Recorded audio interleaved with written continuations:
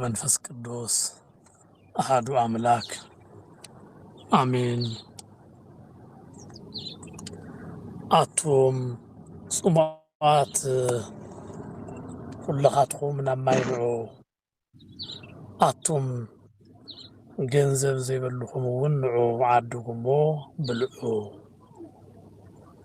ንዑ ብዘይ ገንዘብ ብዘይ ዋጋ ወይኒ ጸባ ዓድጉ ወይንን ጸባን ዓድጉ ብዝብል ቃል ክንማሪና እግዚአብሔር አምላክ መንገዲ ህይወት ይምርሐና ብቃሉ ሁሉ ጸኒዕና ክንነብር እግዚአብሔር ይርዳአና። ናይ ቅድስተ ቅዱሳን ናይ ድንግል ማርያም በረከት ረድኤት ናይ ቅዱሳን መላእክት ተራዳኢነት ምስኹላትና ይኹን። ከመይ ውዒላትኩም ከመይ ቀኒኻትኩም አሜን። እግዚአብሔር አምላክና ሽሙ ዝተመስገነ ይኹን። ከም ፈቃድ እግዚአብሔር ሎማዓንቲ እንመሃረሉ ናይ ትምህርትና ርእሲ ኣብ ትንቢተ ኢሳይያስ ምዕራፍ 55 ካብ ፍቅዲ ሓደ ዘሎ ቃል መልዓሊ ጌርና ንሎሚ ናይ እግዚአብሔር ቃል ክንካፈል ኢና። እግዚአብሔር ንኹላትና ልቦናና ይብርሃልና። አቱም ጽሙዓት ሁላትኩም ናብ ማይ ንዑ አቱም ገንዘብ ዘይብልኹም እውን ንዑ ዓድጉሞ ብልዑ ንዑ ብዘይ ገንዘብ ብዘይ ዋጋ ወይንን ጸባን ዓድጉ ይብለና ኣሎ። ብዝተኸኣለ መንገዲ ዝርዝር ኣቢልና ተቃልና ክንርኢ ክንፍትን ኢና። እግዚአብሔር አምላክ ናይ ቃሉ በሪ ይኽፈተልና። ኢሳይያስ ስለ እግዚአብሔር ቃል ዝተናገሮ ካብ እግዚአብሔር ተቀቢሉ እዩ። መጻሕፍቲ ሁሉ ከም ዝፍለጥ ዝተጻሓፉ ብሰባት ክኾን ከሎ እቶም ሰባት እውን ብመንፈስ ቅዱስ ተመሪሖም ናይ እግዚአብሔር ቃል ከም ዝሃቡና ቅዱሳት መጻሕፍቲ ምስክራት እዮም። ቅድሚ ልደተ ክርስቶስ 700 ዓመት ዓለም ከባቢ ዝነበረ ልዑል ቃል ኢሳይያስ ደረቕ ሐዲስ እንዳተባሃለ ዝጽዋዕ መጽሓፉ ብዛዕባ ምሕረት እግዚአብሔር ኣብ ዝተናገረሉ ቃል ነቶም ጽሙዓት ሁሉ ማይ ህይወት ክርስቶስ ማይ ህይወት እግዚአብሔር ናብ ዝኾነ ክመጹ ምእንታን ነቶም ደኻትም እውን ንሱ ገንዘብ ክኾኖም ንሱ እንጀራ ክኾኖም ብዘይ ገንዘብ ካብቲ ብለዋህነትን ብምሕረትን ዝህብ ኣምላኽ ክገዝኡ ክበልዑ ክሰትዩ ጻዊዒት የቕርብ ኣሎ። ኣብዚ ዓለም እዚኣ ዘላ ነገር ሕድሕድ እንጥቀማ ነገር ብገንዘብ እያ። ናይ እግዚአብሔር ውህብቶ ግን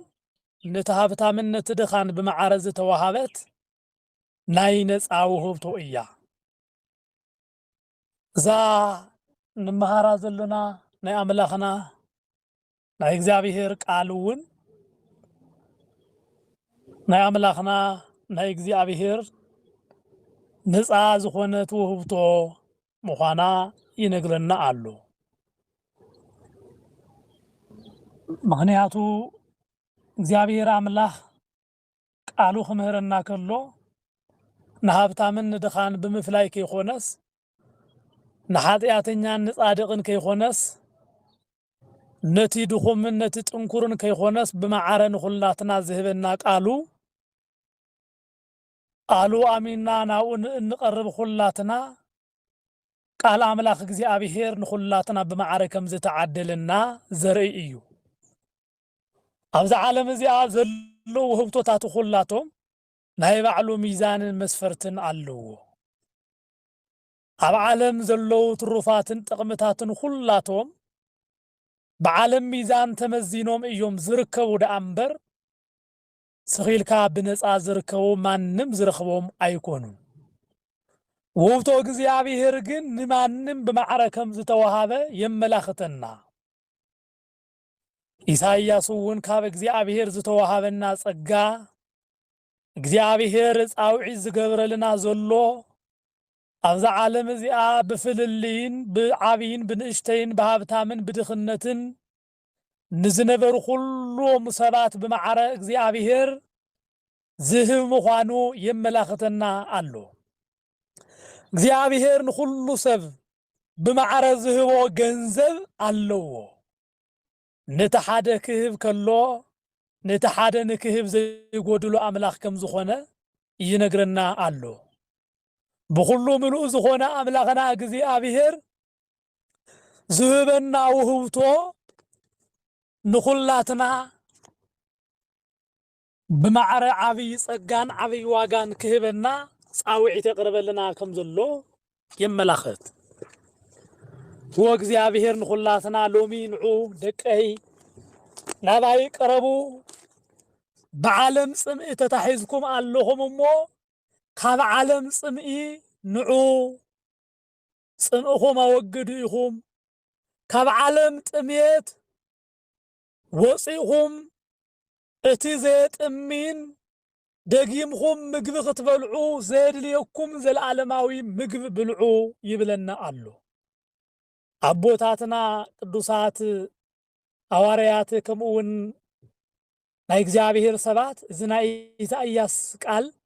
ድረቅ ሐዲስ ክብልዎ ዝኽኣሉ ኣብ ሐዲስ ኪዳን ዘመን ከይኾነ ናይ ሐዲስ ኪዳን ቃል ናይ ክርስቶስ ቃል ስለዚ ተናገረ እዩ ስለዚህ እንታይ ይብለና ኣሎ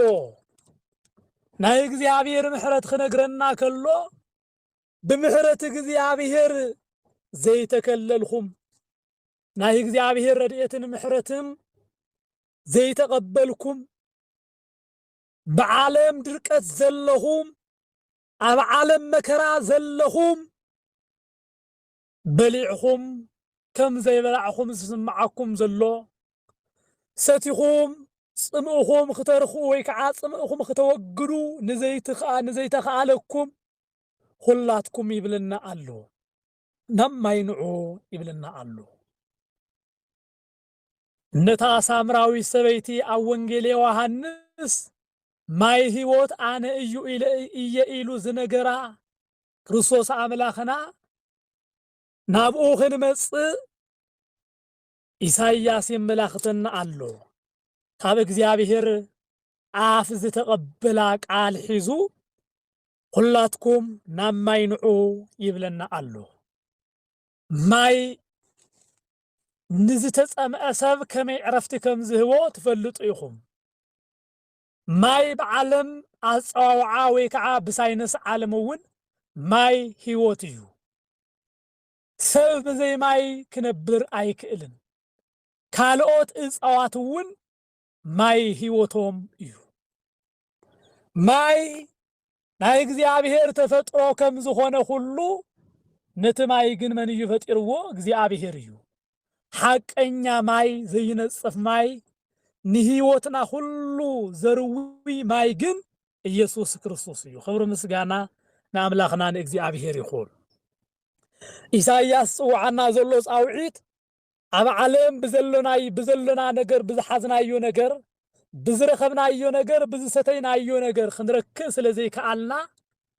እግዚአብሔር ግን ኣብ ልዕሊ ኢሳይያስ ሓዲሩ ጻውዒት ይቅርበልና ኣሎ ኣቱም ጽሙኣት ሁላትኩም ናብ ማይ ንዑ እንዳበለ ሁላትና ኣብ ዓለም ብዝረኸብናዮ ነገር ክንረክብ ኣይከኣልናን ኣብ ዓለም ብዝተመገብናዮ ነገር ክንጸግብ ኣይከኣልናን ዓለም ዘሸከመትናን ዓለም ዝሸለመትናን ነገር ሁሉ ከርኸኣና ኣይከኣልን ዓለም ብውሉድና ዓለም ብወለድና ዓለም ብትምህርትና ዓለም ብፍልጠትና ቀሲና ክንነብር ኣይትገብርናን እያ ናይ ሰላም ምንጪ ንጽምእና ሁሉ ኸርዌና ዝኽእል ማይ ህይወት ምንጪ ክርስቶስ እግዚአብሔር እዩ ወገናቴ ነዚ እዩ ኢሳይያስ ኣቱም ጽሙኣት ሁላትኩም ናብ ማይ ንዑ ዝብለና ዘሎ ናብ ማይ ንዑ ይብለና ኣሎ ምክንያቱ ንዘለዓለም ጽምእና ከረክዕ ዝኽእል መን እዩ ንሱ እግዚአብሔር ኣምላኽና ጥራይ እዩ ንዑ ካብዚ ማይ ስተዩ ንዘለዓለም ከዓ ኣይትጸምኡን ኢኹም ኢሉ ዝተናገረ እግዚአብሔር ኣምላኽና እዩ بزي كانسو خالق ما يهوت من اللو بزي كانسو ستي خايو صنخا زقورص من اللو نسو الأنبر وقناتي مصاحفتي زو قداهي زي كتحبابرو كلو ناي إساياس قال مبرهي كبلو خلو خالقوت انتاي بلونا زي ناي إساياس قال خمز خبلو يقلص لنا الله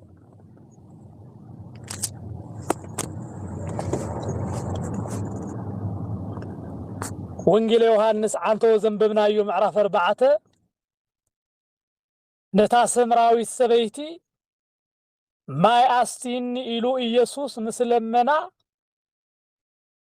نسا أيهوداويان مسامراويان حبرت يملو من كمي ما يختلم من النيخ إلخا إلا قال ختم اللسكلا نسو جنا أستين نزبلك زلو من مخانو انت تفلتس نسخي قدام لمن كيونيركي نسو خعا ما يهوت مهابك نيرو إلو ملسلا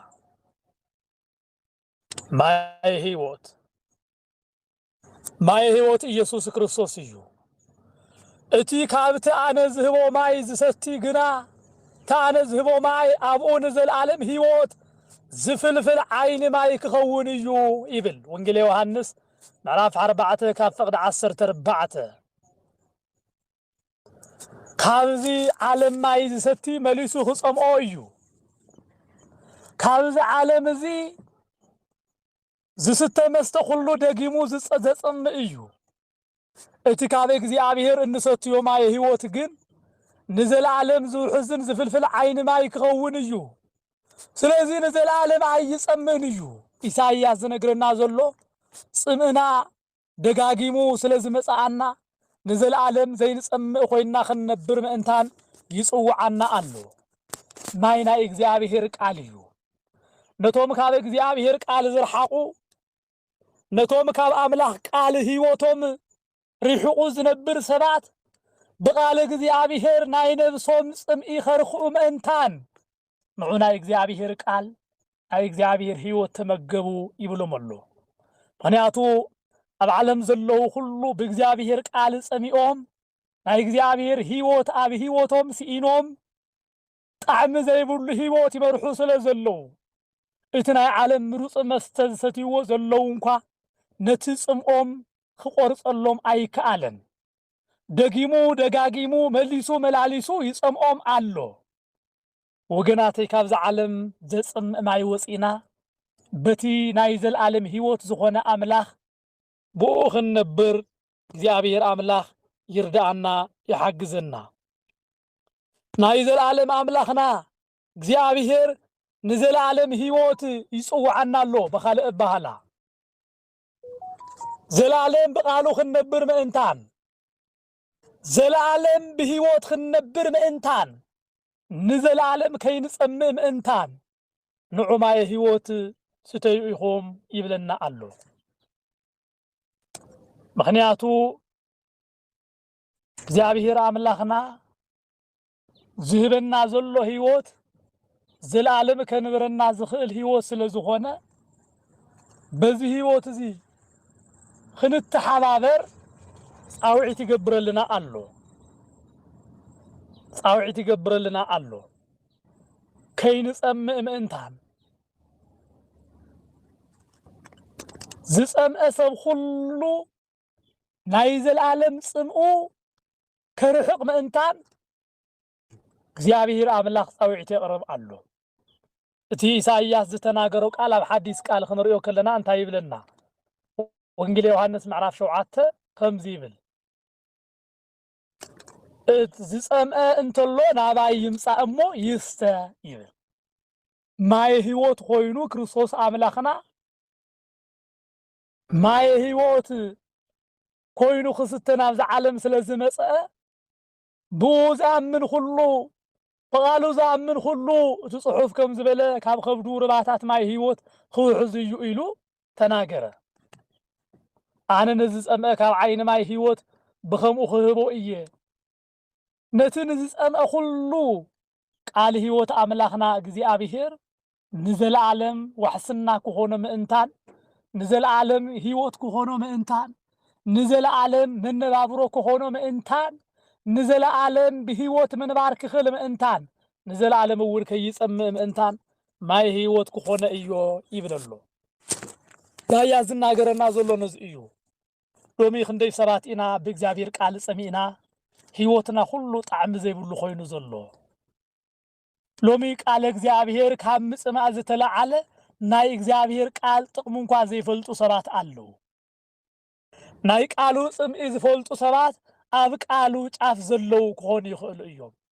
ካብ ቃሉ ዝወፁ ሰባት ግን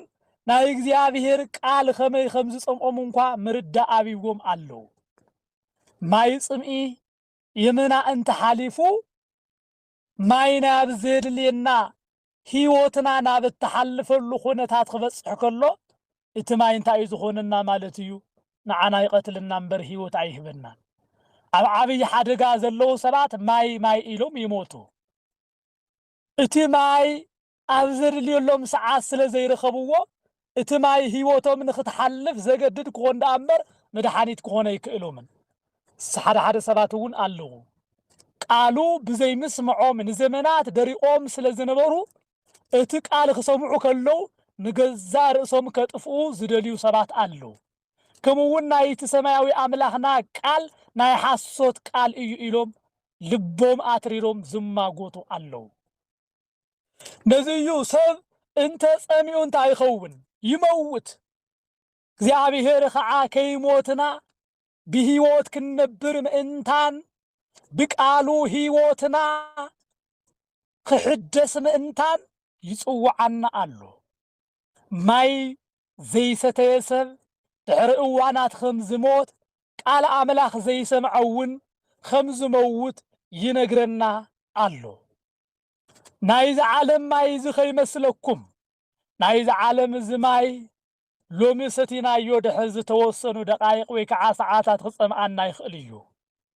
ናይ እግዚአብሔር ቃል ግን ሓደ ጊዜ እንተ ሰቲናዮ نداقم أين صمأن إنا نزئيو أنا زهبو ماي زستي ويكعا نزل عالم هي وزفل في الماي عين ماي كخون ينبر نزل عالم أي يصمئن نخالقوتون كترفيو نخالقوتون كرويئيو نخالقوتون بركة كخونيو بر أي يصمأن نبعلو دقيمو زوخعا قال أملاخ زتمهاره قال أملاخ زستي مالتيو እግዚአብሔር ንኹላትና እዚ ጻውዒ ዝገብረልና ዘሎ ዝተጸመአ ሰብ ከም ዝመውት ንሕናውን ቃል ኣምላኽ እግዚአብሔር ብምስኣና ኸይንመውት ምእንታን ንዑ ማይ ህይወት ስተዩ ንዑ በረከት ተቀበሉ ይብለና ኣሎ አቱም ገንዘብ ዘይብልኹም ንዑ ዓድጉሞ ብልዑ ንዑ ብዘይ ገንዘብ ብዘይ ዋጋ ወይን ጸባን ዓድጉ ይብለና አምላኽና እግዚአብሔር ዘቅረበልና ቃል እዝን ሰምዖ ዘሎና ቃል ሕድ ቃላት ከፊልና ሰምዖ ተንኾን ነይርና መና መንግስት እግዚአብሔር ማአተወ መና መንግስት እግዚአብሔር ማሐለፈ ነይሩ ወገንዘብ ዘይብልኹም ንዑ ብልዑ አቱም ጦምያት ይብለና አሎ ስጋ አምላኽ ፍተት ከሎ ትርእየለኹም ደማ አምላኽ ቅዳሕ ከሎ ትርእየለኹም إذن أملاخنا إيسوس كريستوس ناب أماناوي سجا حبستو ناب أماناوي سجا وينو ناب أماناوي دم كريستوس تغيرو تلويتو خنساتيون خنبلعون كلنا إذن بلعو سجا أملاخ إذن صوتيو دم أملاخ بجنزب تزخون نيرو منا منقس እግዚአብሔር ማአተው ነይሩ كريستوس أملاخنا نسجاو بلعونن ستينن إلو زمس أملاخ مخانو كبرهرهالنا كلو إيساياس انتاي بلالله اتي سقاي بلعو دمي ستيو نايزل العالم هيوتك هلوكم إلو زتناقر أملاخنا أونجل يوحنس معراف شدشته كافق دي 4 جميرو زلوك آل خنرئي كلنا نعو سقاي بلعو دمي ستيو نايزل العالم هيوت كهلوكم إلو زتناقر أملاخنا كريستوس لب بلئيكم أزق على الحديث كيدان كريستوس أملاخنا زتناقرو أقدمو بمنفس أمل على إيساياس حاديرو تناقرو وإيو ገንዘብ ዘይብልኹም እታ ምስኪን ድኻ ዝኾነት ከምኡውን ናይ ዓለም ቢልዮነር ዝኾነ ብማዕረ ክቕበልዎ ብዘይ ኣፈላላይ ብዘይ ክፍሊት ክቕበልዎ ብነፃ ዝተዋሃበና ናይ ኣምላኽና ናይ እግዚኣብሔር ስጋ እዩ ወገናተይ። ካብዚ ንላዕሊ ዘሐጉስ ነገር የለን። ካብዚ ንላዕሊ ደስታ ዝመልእ ነገር የለን። እግዚአብሔር አምላኽና ሽሙ ዝተመስገነ ይኹን። አቶም ገንዘብ ዘይብልኹም እቲ ስጋ አምላኽ እኮ በገንዘብ ተዝኾን ነይሩ ከፊልኩም ብልዑ ከፊልኩም ስተዩ ተዝበሃል ነይሩ ከም ናይ ዓለም እንጀራ ከም ናይ ዓለም ምግቢ ከም ናይ ዓለም መስተ መን በኸኣለ ነይሩ። ንሕና ደኻትም ኣብ ሜዳ መተረፍና ነይርና።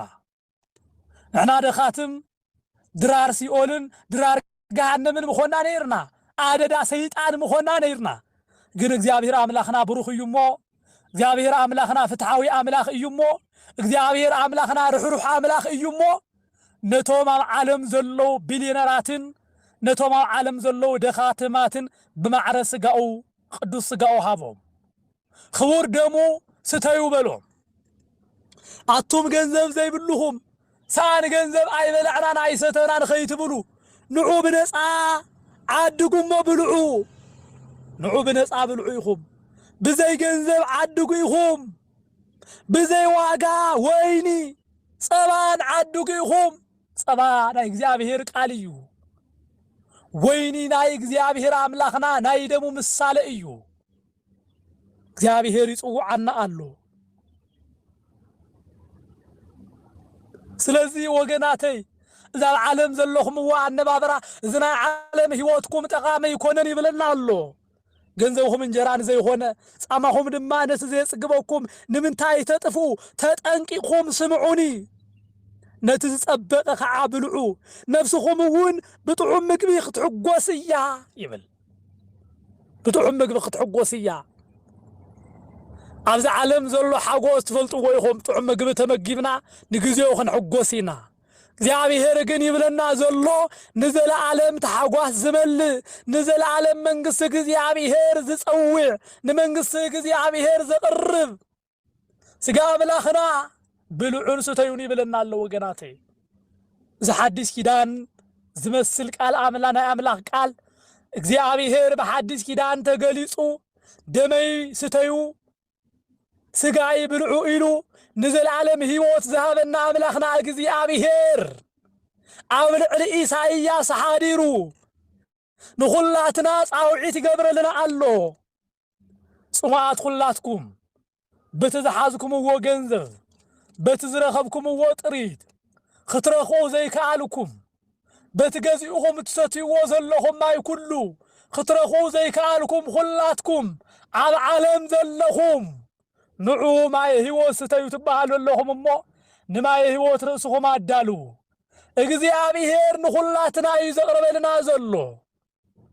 ነቲ ሓጢአተኛ እውን ንስሓ ኣትዩ ነቲ ብዓመፅ ዘሎ እውን ናብ እግዚአብሔር ቀሪቡ ነቲ ብጽድቂ እግዚአብሔር ዝኸድ ዘሎ እውን ከይወዓለ ከይሓደረ ንዘለዓለም ኸይጸምእ ምእንታን ንኻልኣይ ሞት ኸይቃላዕ ምእንታን ብዘለዓለማዊ ክብሪ ክጽዋዕ ምእንታን እግዚአብሔር ክግለጽ ከሎ ንዓ ብሩኽ ወዲ ኣቦይ ንዒ ጓል ብሩኽቲ ኣቦይ ኢሉ እግዚአብሔር ክጽውዓ ምእንታን ዘቕረበልና ዘሎ ጻውዒት እዩ።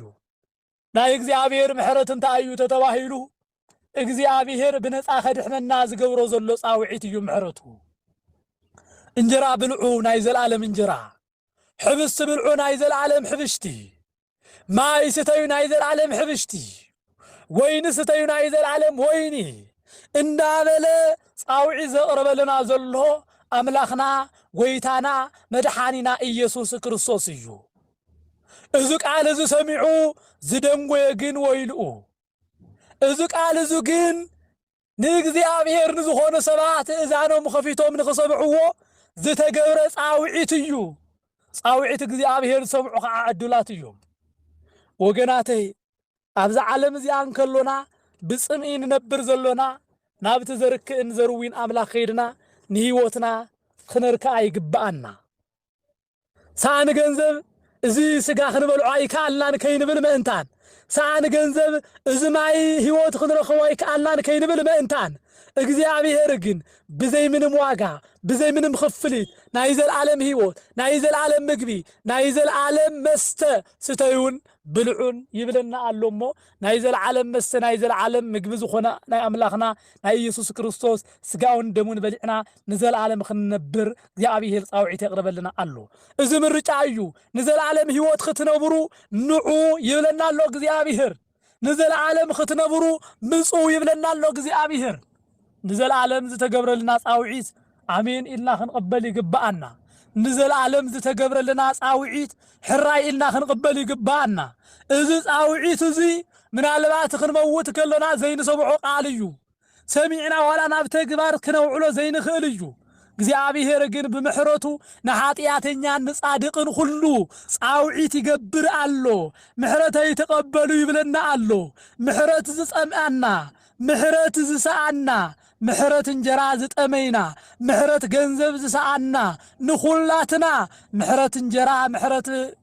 መስተንዑ ብልዑን ስተዩን ይብለና አሎ አምላኽና እግዚአብሔር እሞ ድምፁ ክንሰምዕ ይግባአና ወገናቴ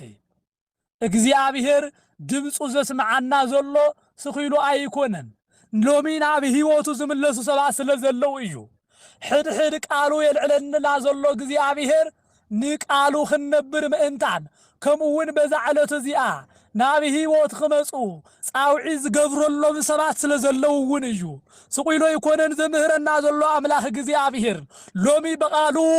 መጾዲ ክትሕዞም ዝደለዩ ሰባት ስለዘለው እዩ